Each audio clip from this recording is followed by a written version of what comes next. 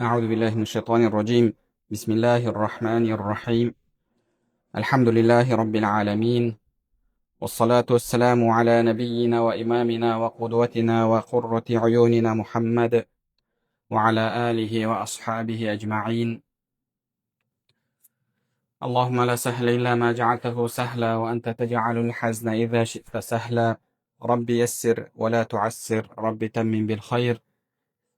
رب اشرح لي صدري ويسر لي أمري واحلل عقدة من لساني يفقه قولي.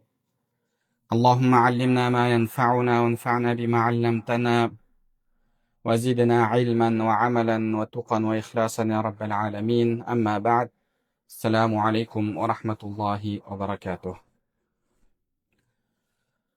Әлемдердің жаратушысы болған, бізге шексіз нығметтерін берген, және сол нығметтердің ішіндегі ең ұлығы ислам, иман нығметін беріп, біздерді мұсылмандардан еткен Алла тағалаға шексіз мақтаулар болсын.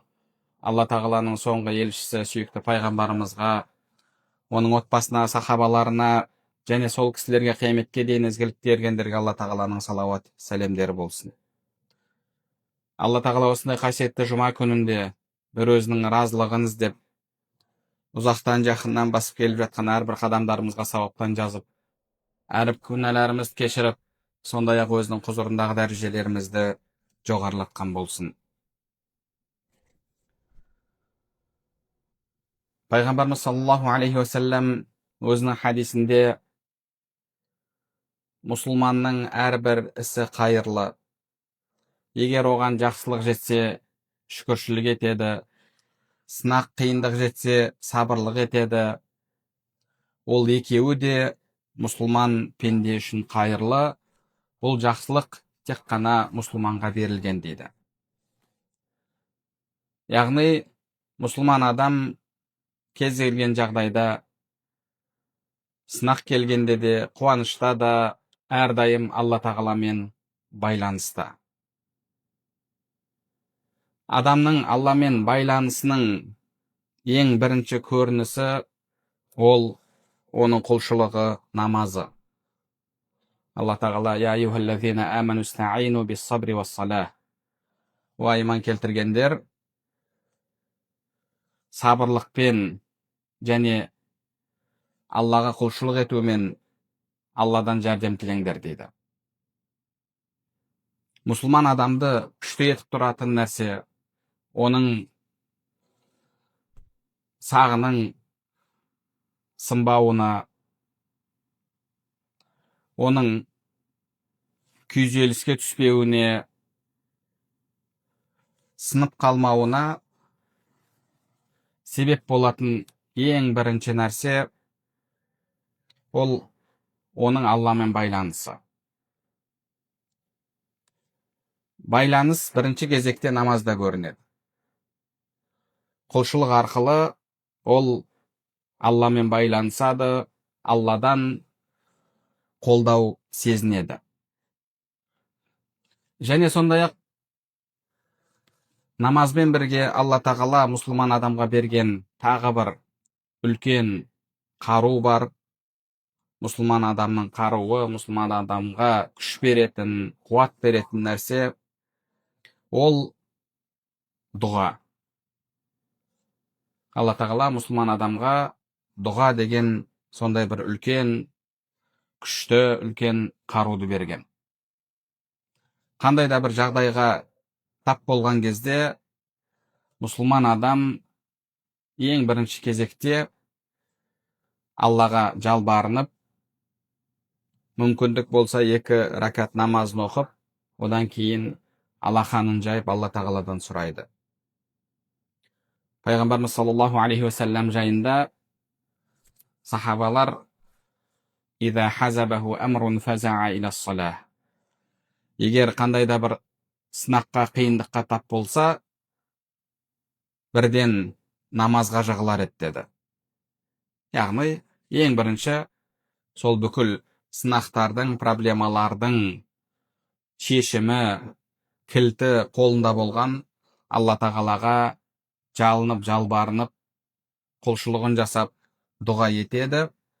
одан кейін ары қарай тіршіліктегі әрекетін жасайды. Дұға бұл Алла тағаланың мұсылман адамға берген үлкен нығметі. Ол алақанын жайып Алла тағаладан сұрау арқылы рухани қуат алады, рухани күш алады. Сол үшін де осы нығметке біз немқұрайлы қарамауымыз керек. Көптеген намазхан бауырларымыз намаздан кейін, әсіресе намаздан кейін тәспісін айтады, кейде жүріп айтады, ода проблема жоқ. Бірақ артынан дұға қылып, Алла тағаладан мұң мұқтаждығын сұрауға немқұрайлық танытады. Отырып, Алла тағаладан дүниенің, ахиреттің жақсылығын сұрауға мән бермейді. Алла тағала Құран кәрімде وَإِذَا سَأَلَكَ عِبَادِي عَنِّي فَإِنِّي قَرِيبٌ. Егер пендем менен сұраса, мен оған жақынмын деді. Мен оған жақынмын. Алла тағала сізге өзінің жақындығын айтып жатыр. وَنَحْنُ أَقْرَبُ إِلَيْهِ مِنْ حَبْلِ الْوَرِيدِ. Біз оған күре тамырынан да жақынбыз деді. Сол сізге жақын болған, сізге жанашыр болған, сізге мейірімді болған Аллаға алақаныңызды жайып сұраңыз. Ешкім айта алмайды, менде ешқандай мұқтаждық жоқ деп. Кез келген мұқтаждығыңызды Алла тағаладан сұраңыз. Яғни ол бір үлкен проблема, үлкен бір сынақ болуы шарт емес. Дүниенің жақсылығын сұраңыз, ахиреттің жақсылығын сұраңыз. Алла тағала пенделерім мен жайында сұраса, мен жақынмын деп жатыр. Әдетте Құранда олар сенен сұрайды, олар сенен сұраса деген сияқты сөздер келген кезде артынша құл деп келеді. Айтуа Мұхаммад. Мысалы, وَيَسْأَلُونَكَ عَنِ الْمَحِيضِ قُلْ هُوَ أَذًى. Олар сенен етек кір жайында сұрайды. Айтуа Мұхаммад деп арғарай Алла тағала жауабын айтады. يَسْأَلُونَكَ عَنِ الْخَمْرِ وَالْمَيْسِرِ قُلْ فِيهِمَا إِثْمٌ كَبِيرٌ. Олар сенен арақ және құмарлық жайында, құмар ойындар жайында сұрайды. Ол екеуінде үлкен зиян бар деп айт деп, бұл жерде де айт деген сөз келеді. Ал енді өзінің жақындығы жайындағы аятта وَإِذَا سَأَلَكَ عِبَادِي عَنِّي, егер пенделерім сенен мен жайында сұраса, فَإِنِّي قَرِيبٌ, мен жақынмын деп жатыр. Айт деген сөз жоқ. Айтуа Мұхаммад, мен жақынмын деп жатқан жоқ. Алла тағала егер пенделерім мен жайында сұраса, мен жақынмын дейді. Бұның сыры неде деген кезде ғұламаларымыз айтады, Алла тағала пендеге өзінің жақындығын осылай аятта көрсетіп жатыр дейді. Яғни Алла мен пенденің арасына дұға тілеген кезде, Алладан мұқтаждығыңыз сұраған кезде ешқандай дәнекер қажет емес. Алла тағала ешқандай дәнекерді қажет етпейді. Алла тағала сізге күре тамырыңыздан да жақын. Сол үшін де мұң мұқтаждығыңызды Алла тағаладан сұраңыз. Алла тағала сұраған пендесін жақсы көреді. Пенде сұраса ашуланады, Алла тағала керісінше сұраған пендесін жақсы көреді. Ендеше осы дұға деген Алланың бізге берген нығметін бағалап, әрдайым дүние ахиреттің жақсылығын сұрап, әрдайым Аллаға, жаратушымызға дұғада болайық. Енді осы дұғаның қабыл болуына септігін тигізетін амалдар бар. Ғұламаларымыз оны кітаптарында дұғаның әдептер жайында сөз қозғаған кезде айтып кеткен. Ең бірінші әдебі дұға қабыл болу үшін бұл Алла тағала бізге қасиетті етіп берген уақыттарды және сәттерді пайдалану. Уақыт деген нәрсе бар, әрдайым қайталанып тұратын, және сәттер бар. Ол нақты бір уақытқа байланбаған, жағдайлар. Пайғамбарымыз саллаллаху алейхи вассалам сол жағдайда, сол сәтте дұға қабыл болады деген. Уақытқа байланысты бүгінгі жұма күні пайғамбарымыз күндердің абзалы жұма екендігін айтқан. Және жұмада бір уақыт бар, сол уақытта жасалған дұға қабыл болады деді. Мұсылман адам жұма күні көбірек дұғада болу үшін пайғамбарымыз саллаллаху алейхи уассалам оның қай уақыт екендігін белгілеп, нақтылап көрсетпеген. Сол үшін де жұма күні қолдан келгенше біз дұғада болуымыз керек. Таң сәрісі, таңғы уақыт. Алла тағала Құран кәрімде «Уабил асхари хум ястағфирун». Таң сәрілерінде олар Алладан жарылқау тілейді деп жатыр мұсылмандар жайында. Түннің 3-ші бөлігі Алла тағала қасиетті еткен уақыт. Айлардан алдымызда келе жатқан Рамазан айы және осы қасиетті Шаабан айы, бұлардың барлығы әрдайым қайталанып тұратын, Алла тағала қасиетті еткен, және сол кезде дұға жасасаңыз, дұғаңыздың қабыл болу мүмкіндігі жоғары болатын уақыттар. Ендеше осындай сәттерді пайдаланайық. Жұма күні, Арафа күні, тағы да басқа да сондай қасиетті күндер бар. Одан кейін қасиетті сәттер. Пенденің сәждеде болатын кезі. Ақрабу ма якунул абду мин раббихи ва хуа саджид. Пайғамбарымыз пенденің Аллаға ең жақын болатын кезі сәждеде дейді. Демек, сәжде дұға қабыл болатын жағдай, сәждеде болу. Жаңбыр жауған кезде дұға қабыл болады деді пайғамбарымыз саллаллаху алейхи вассалам. Азан мен қаматтың арасындағы дұға кері қайтарылмайды деді тағы бір хадисінде. Яғни осындай қасиетті сәттерді де біз пайдалануымыз керек. Және сондай-ақ дұға жасаған кезде дұғамызды бірінші Аллаға мақтау, Аллаға мадақ, пайғамбарымызға салауатпен бастап, сосын дұға жасап, дұғадан кейін бірден аумин деп бет сипай салмастан, қайтадан тағы да Аллаға мақтау, пайғамбарымызға салауат айтып тамамдасақ, бұл да дұғамыздың қабыл болуына септігін тигізетін амалдардан. Не үшін? Ғұламаларымыз айтады, Алла тағала өзіне айтылған мақтауды, пайғамбарымызға айтылған салауатты қабыл етеді деді. Яғни пенденің жағдайына қарамастан Алла тағала өзіне айтылған мақтауды, пайғамбарымызға айтылған салауатты қабыл етеді. Енді сіз дұғадан алдын Аллаға мақтау, пайғамбарға салауат айтсаңыз, Алла тағала оны қабыл етеді. Дұғадан кейін Аллаға мақтау, пайғамбарымызға салауат айтсаңыз, Алла тағала оны қабыл етеді. Енді Алла жомарт, сол екі қабыл болатын нәрсенің ортасындағыны тастап қоймайды деді. Яғни сол қабыл болатын, сөзсіз қабыл болатын нәрселерімен бірге, соның арасына, былайша айтқанда, сіз дұғаңызды тығып жіберіп, сөйтіп Алла тағаладан сұрайсыз. Алла тағала жомарт, сіздің дұғаңыздың екі жағын, яғни басын және аяғын қабыл етіп, ортасын тастап қоймайды. Сол үшін де әрдайым дұға жасаған кезде бірінші Аллаға мақтау, пайғамбарымызға салауат айтыңыз, сосын дұғаңызды тілеңіз, одан кейін қайтадан тағы да Аллаға мақтау, пайғамбарымызға салауат айтып, дұғаңызды тамамдаңыз. Бұл да дұғаның әдептерінен болып табылады. Және дұға жасаған кезде алақанды жайып, қолды көтеріп дұға қылу дұғаның әдептерінен.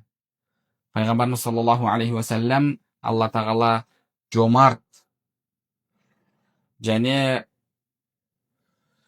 енді хайи деп келеді араб тіліндегі сөз. Аударғанда, яғни ұялады деген мағына беруге болады. Пендесі алақанын жайып сұраса, оны бос қайтаруға немесе қайтарудан ұялады. Хадисте осылай келеді. Демек, алақаныңызды жайып сұрау бұл дұғаңыздың қабыл болуына септігін тигізеді. Және сондай-ақ дұға жасаған кезде толық сеніммен дұға жасау керек. Қабыл болады деген сеніммен дұға жасау керек. Пайғамбарымыз «Уд'уллаха ва антум муқинуна бил иджаба». Қабыл болатындығына толық сеніммен дұға жасаңдар деді.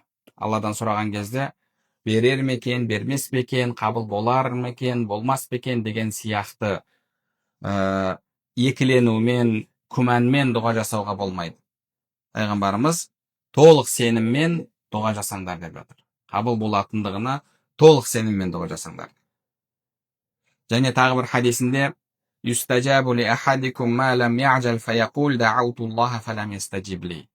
Егер пенде Алладан сұрадым, Алла маған бермеді деп асығыстық жасап айтып қоймаса, яғни сондай бір асығыс шешім қабылдап, асығыс нәтиже шығарып, әлгіндей сөзді айтып қоймаса, Алла тағала оның дұғасын қабыл етеді деді. Алла тағала оның дұғасын қабыл етеді. Және тағы бір хадисте Пайғамбарымыз саллаллаху алейхи вассалам «Ла яқул ахадукум Аллахумма ғфирли ин ши'т, Аллахумма архамни ин ши'т, лиязимил мас'ала». Сендердің бірің дұға жасаған кезде, Алла тағала қаласаң үйт, қаласаң бүйт, қаласаң мейіріміңе бөле, қаласаң күнәмді кешір деп айтпасын, кесіп айтсын дейді. Бізде өкінішке қарай сондай бір әдет пайда болған, адамдарда дұға жасап болғаннан кейін иншалла дейді. Ол дұрыс емес. Алла қабыл етсін иншалла. Дұғаңыз қабыл болсын иншалла. Не дейді тағы басқа бір сізге тілек айтқаннан кейін артынан иншалла деген сөзді қосады. Бұл сөзді қосу дұрыс емес. Пайғамбарымыз кімде-кім дұға жасаса, о Алла, қаласаң үйт, қаласаң бүйт деп айтпасын дейді. Сол үшін де иншалла деген сөзді дұғаға араластыруға болмайды.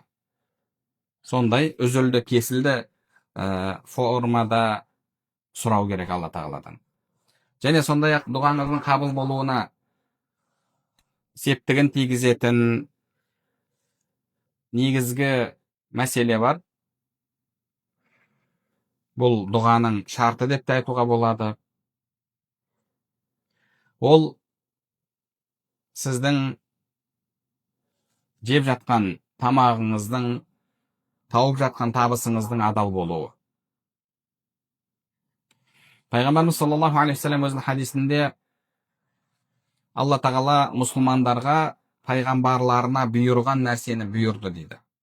Пайғамбарларына Алла тағала не деді? Я айюхар русул кулу минат тайибат. Уа елшілерім, адал нәрселерден жеңдер деді. Және мұсылмандарға да я айюхаллазина аману кулу мин тайибати ма разақнакум. Уа иман келтіргендер, біз берген рызықтың адалын жеңдер деді.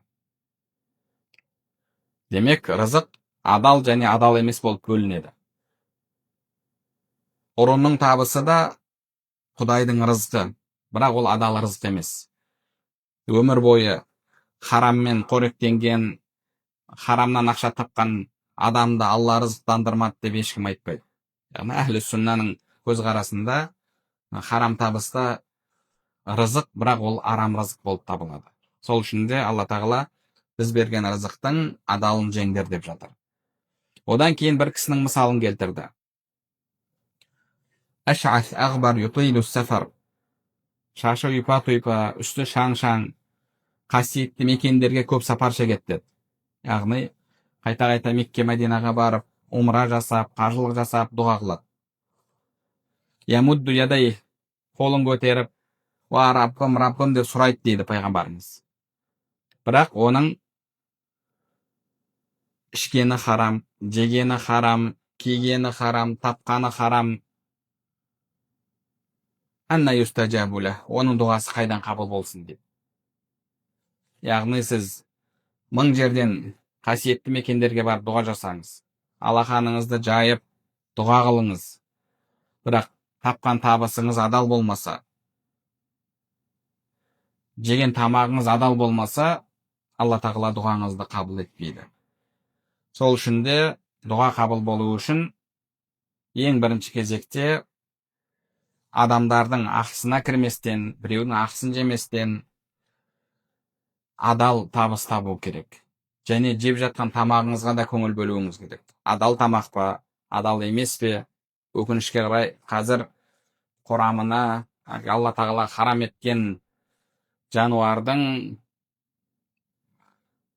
бір қосындылары кіріп кеткен дүниелер көп.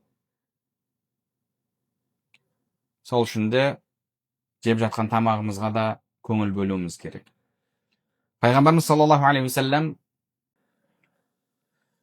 егер пенде асығысып Алла дұғамды қабыл етпеді деп айтпаса, Алла оның дұғасын қабыл етеді деді. Алла сіздің дұғаңызды қабыл етсе, сізге 3 нәрсенің біреуін береді. Хадисте пайғамбарымыз саллаллаху алейхи уассалам айтқан, Алла пенденің дұғасын қабыл етсе, оған 3 нәрсенің біреуін береді дейді. Не оның сұрағанын береді? Бір нәрсені сұрадыңыз, Алла тағала қабыл етті, сол сұраған нәрсеңізді береді. Немесе сұраған нәрсеңізді бермейді, бірақ сол дұғаның мөлшерінде сізге келу керек болған бір пәлекет бар еді, сол пәлекеттен сізді құтқарады. Сол дұғаңыздың мөлшерінде Алла тағала сізді бір жамандықтан құтқарады. Яғни бір үлкен қиындыққа, сынаққа тап болуыңыз керек еді, дұға жасадыңыз, дұғаңыз қабыл болды, Алла тағала сізді әлгі жамандықтан, пәлекеттен құтқарады. Бұл екіншісі. Үшіншісі, сыйын Алла тағала қияметке сақтап қояды. Бір риуаяттарда келеді, пенде Алланың құзырына барған кезде бұл дүниеде жасамаған амалдарына беріліп жатқан сыйды көрген кезде, бұл не үшін, қандай амалым үшін деген кезде, Алла тағала, сен менен сұрадың, дұға еттің. Мысалы, балаңа шипа сұрадың. Немесе тағы бір мұқтаждығын сұрадың. Мен дұғаңды қабыл еттім, және соның сыйын қияметке сақтап қойдым дейді. Сіз сұраған нәрсе берілмесе, дұғаңыз қабыл болмады деген сөз емес. Біз дұғаның қабыл болмауын тек қана сол сұраған нәрсеңіздің, біз сұраған нәрсенің берілмеуімен өлшейміз. Сұрадым, берді, демек қабыл болды. Сұрадым, бермеді, демек қабыл болмады. Жоқ, олай емес. Сіз сұрап, Алла қабыл етсе, не сол сұрағаныңызды береді.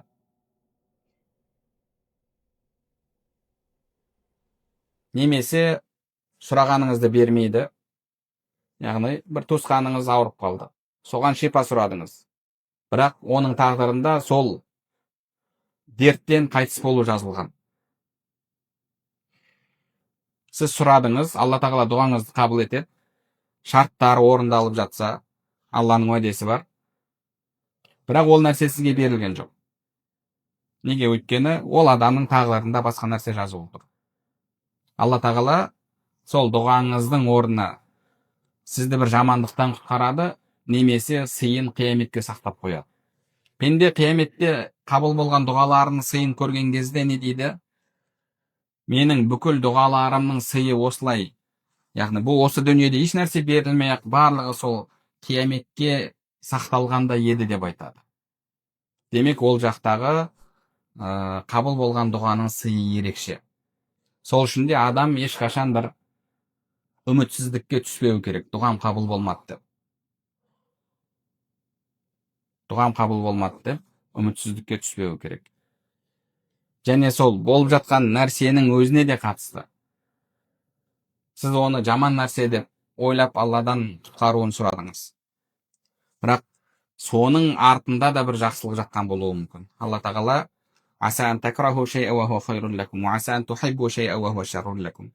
сендер бір нәрсені жек көрулерің мүмкін, бірақ ол сендер үшін қайырлы. Сендер бір нәрсені жақсы көрулерің мүмкін, бірақ ол сендер үшін жаман дейді. Сендер білмейсіңдер, Алла біледі деді. Яғни біз тіпті өзімізге ненің пайдалы, ненің зиян екенін білмейміз. Кейде сол зиянның артында бір пайда жатады. Сол үшін де дұға жасаған кезде ешқашан үмітсіздікке түспеу керек. Жалпы дұға деген бұл Алла тағаланың сізбен бізге берген үлкен нығметі, үлкен сыйы, үлкен қаруы. Сол үшін де әрдайым дұғада болайық. Ал енді дұға деген бұл шынайы ықыласпен жүректен шыққан сөз. Сіздің жүрегіңізден шықпаса да, тіліңізден шықпаса да сол сөз, аузыңыздан шықпаса да, Алла тағала сіздің мұқтаждығыңызды біледі. Мысалы, сіздің бір мұқтаждығыңыз бар. Соны сұраудың орнына Алла тағалаға зікір еттіңіз. Алла тағала пайғамбарымыз айтқандай, өзін зікір еткендерге, өзінен сұрағандарға бергеннен көбірек береді. Алла тағала саған мұқтажбын, қиын жағдайда тұрмын, өзің көмектес десеңіз, Алла тағала сіздің қандай жағдайда тұрғаныңызды біледі. Яғни ол бағанағы бір тамақ заказ бергендегі әлгі подъезд мынандай, пәтер мынандай деп ол көрсететін, міндетті түрде көрсететін нәрсе емес. Алла тағала біледі. Алла тағала сіздің мұң-мұқтаждығыңызды біледі, адасып қалмайды. Ол анау доставщик, курьер ғой, сіз басқа пәтер жазып қойсаңыз, сол жаққа кетіп қалады. Бұл жерде ондай емес. Бастысы, табысыңыз адал болып, ықыласпен Алла тағаладан сұраңыз. Шынайы жүректен шықсын. Яғни нақты бір дұғаның формасы да жоқ. Мені мынаны айтсам дұға қабыл болады, мынаны айтсам, мынаны тура былай айтсам қабыл болады деген сияқты, әлгі ертегілерден көріп алған абракадабра деген сияқты бір сөздер, нақты сол сөзді айтсам мынандай бір нәрсе болып қалады деген сияқты. Ондай нәрсе жоқ. Дұға деген ол сіздің шынайы ықыласпен Алла тағаладан сұраған нәрсеңіз. Яғни оның нақты бір формулировкасы жоқ. Бұны не үшін айтып жатырмын? Өйткені өкінішке қарай қазір осындай адамдардың қиналып жүргенін білет. Кез келген адамның басында проблема бар. Соны пайдаланып, ойбай, мына дұғаны менен сатып алсаң керемет кетесің, бір керемет осындай дұға бар, қанша теңгеге сатып алсаң болды, кез келген мәселең шешіледі деп, өкінішке қарай дұға сатқыштар көбейіп кеткен. Ешқандай ондай нәрсе жоқ. Егер дұғаларды үйренгіңіз келсе, пайғамбарымыз жасаған, кез келген діни дүкенде тұр, әлгі дұға сатқыштар сатып жатқаннан қайда арзан, сол жерде тұр, сол дұғаларды алыңыз да жасаңыз. Олар әлгі кітаптарда жоқ, бір ерекше бір нәрсені өздерінен алып келе алмайды. Жай ғана маркетинг. Көп адамдар соған алданады. Сөйтіп, мына жақта 500 теңгеге сатып алуға болатын нәрсені 5000 теңгеге сатып алады. Ойбай, мына кітапта бір басқа жақта жоқ, ерекше бір дұғалар бар деп. Сіз ол дұғаларды білмесеңіз де, дұға деген ол ықыласпен Алла тағаладан сіздің сұраған нәрсеңіз. Сол дұға. Сол үшін де кез келген жағдайда бірінші Алладан сұрауды үйренейік. 2 ракат намазымызды оқып, Алла тағаладан сол ісіміздің оң шешімін табуын сұрайық. Ары қарай әрекетіміз жасайық. Біз өкінішке қарай жүрегіміз Құдайға емес, пенделерге байланып қалған. Кез келген нәрсеге тап болсақ, бір сынаққа, так бұны шешетін кім бар деп, телефоннан контакт іздей бастаймыз. Бірінші Құдайдан сұраңыз. Одан кейін Алла тағалаға тапсырып, әрекет етіңіз, тәуекел етіп, Алла тағала өзі шешімін тауып береді. Алла баршамызға сондай әрдайым өзімен байланыста болу, өзінен жалынып, жалбарынып сұрау нығметін берген құлдарынан етсін. Алла баршамызға пайдалы білім нәсіп етсін. Алып жатқан білімдерімізге амал етуімізді және амалдарымыздың қабыл болуын нәсіп етсін. Субханакаллахумма бихамдик, ашхаду ан ла илаха илля ант, астағфирук ва атубу илейк.